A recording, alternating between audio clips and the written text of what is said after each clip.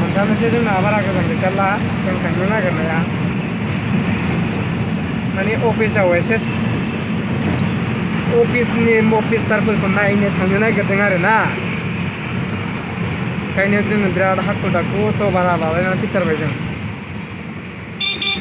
अट'आबो जा दाम लायोना 300 थाखा हाबजोबखाबायसो उथिनोबो बेखिनियावनो मा जाबावगोन बे गोजौआवसो गाखोनानै बेरायहैनोसै नामा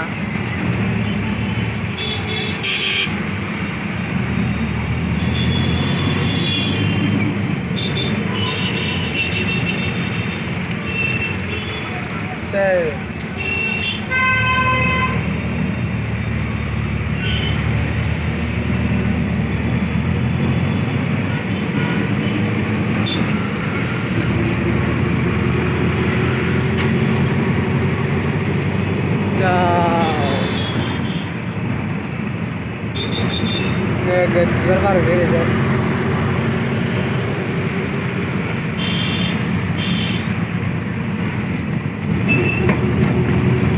खारलायबाय जाव खारबाय नै मा दं नै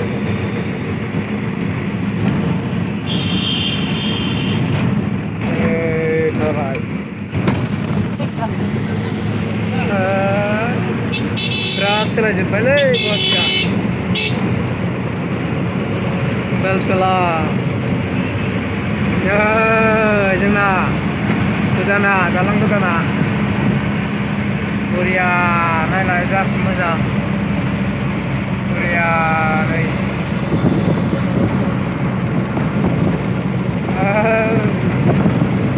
मा गानदों मा जोमदोंथाय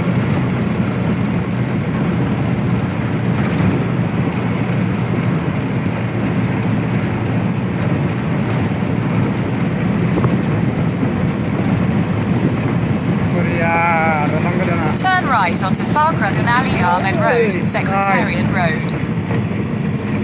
मोनासै बेनो दालां गोदाना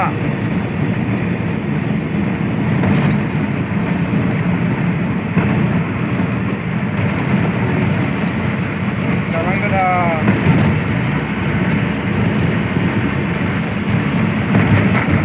400 meters from the roundabout, take the first exit onto Beltona Road, Beltona Vista Road.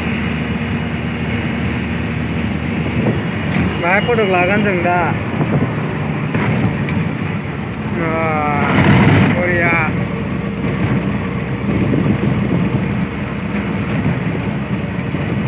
मोननोसै दिसपुर ओरैजाय नै अफिसा दिसपुरना ओरै थांबाय ओरै Exit the roundabout onto Beltona जोंना Road. नै बिदिसोलै लामाया In 300 meters, turn right. ओरै जों थांबानो जाबाय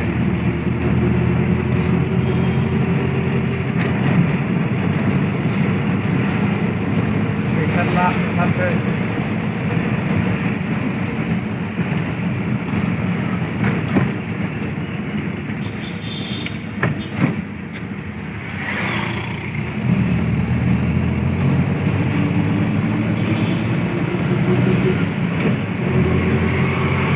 Take the next right, then turn right.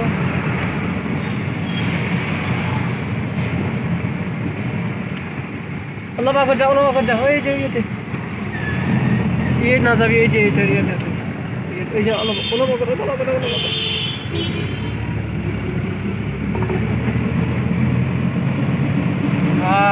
Rakib itu.